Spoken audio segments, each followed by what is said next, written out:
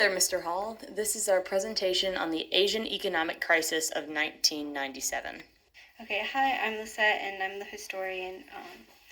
And the catalyst for this crisis was that Thailand unpacked its currency from the US dollar, and this started the devaluation of all other currencies of nearby countries. Not only was this crisis of financial or economic nature, but it also, as my reference stated, it can be seen as a crisis of governance and at all major levels of political, national, and global and regional, end quote. This crisis revealed that the most inadequate position of regulatory forces of globalization and the pressures of international influences. This can be perceived in all the debates that have to do with this crisis. These are often polarized between the views of domestic and international affairs, but the truth is that this crisis was both a domestic and international affair. Not only did it affect those countries of Indonesia, Thailand, South Korea, and Malaysia and other Asian countries, but it also affected Russian and Brazilian economies and many other countries as well. When the catalyst of this crisis was that Thailand was unpegged its currency, and it started all the devaluation. Of course, those who bear the brunt of these effects were those that were living in these countries, but any other country felt its effects through trade and commercial dealings, which did affect Brazil and Russia at that time. Hi, I'm Emily and I'm the social anthropologist. Because this event was so catastrophic, it did not only have an effect on the local Asian countries, it also affected countries globally. Starting with local effects on the citizens of the nations directly involved, there was a major increase in poverty and unemployment to a rate of 5 to 8% depending on the country.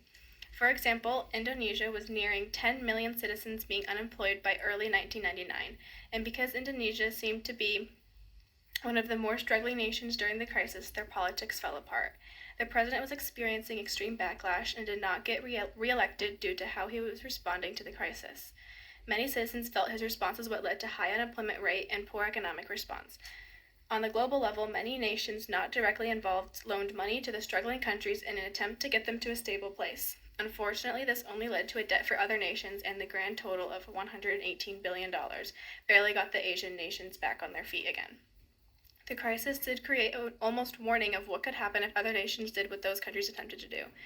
It revealed the negative outcome of risks and chances in an economy and put a true fear factor upon other economies. The embedded graph shows the relations between the US dollar and Asian currencies, and as you can see, Indonesia is one of the lowest countries, once again showing they had an extremely hard time recovering from this event. Hello, my name is Kai and I'm the economist. There were many indicators alluding to Asia's economic collapse during the crisis of 1997. The first hints of an economic downturn happened in Japan, early May 1997, when threats are brewing to increase the interest rates to protect the yen, prompting investors to pull out of Southeastern Asian countries as a whole. This drop in demand, as signified by the ADAS model, shifted the aggregate demand downward, resulting in a recess, and a large one at that. This recessionary crisis becomes most apparent when, after Bangkok unpegged its currency, Thai baht, from the American dollar, it set off a chain reaction which ended in 3 of its neighboring countries devaluing by a minimum of 45% and upwards of 80% in currency value. This caused a massive surge of unemployment as companies scrambled to keep prices high enough to make a profit, and imports basically came to a halt. This, of course, caused a variety of issues. First and foremost, if you will draw attention to the production possibilities curved on the left, you will see that there is an overall drop in productivity.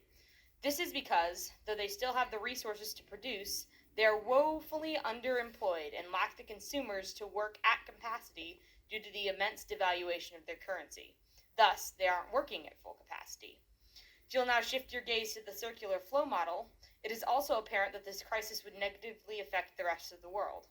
As I stated previously, imports stagnated in the affected countries due to lack of consumers, meaning that any other countries who exported goods to these countries in Asia are now in recession, resulting in an overall bad time.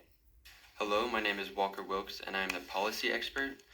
And in 1996, Asian currencies were pegged to the US dollar, forcing central banks to draw on their limited foreign currency reserves to defund them. Today, the Asian currencies have far more flexibility, and in 1997, the hardest hit economies in Thailand, Indonesia, Malaysia, and South Korea saw their currencies lose more than 50% of their value against the dollar. DBS said in the research note, lesson learned from the Asian crisis is that the weaknesses in the banking and financial sector can feed into a balance of payment crisis and intensify disruptions of the wider economy. Policy responses were the controls on banking spending. Asian countries are now more integrated with regional cooperation.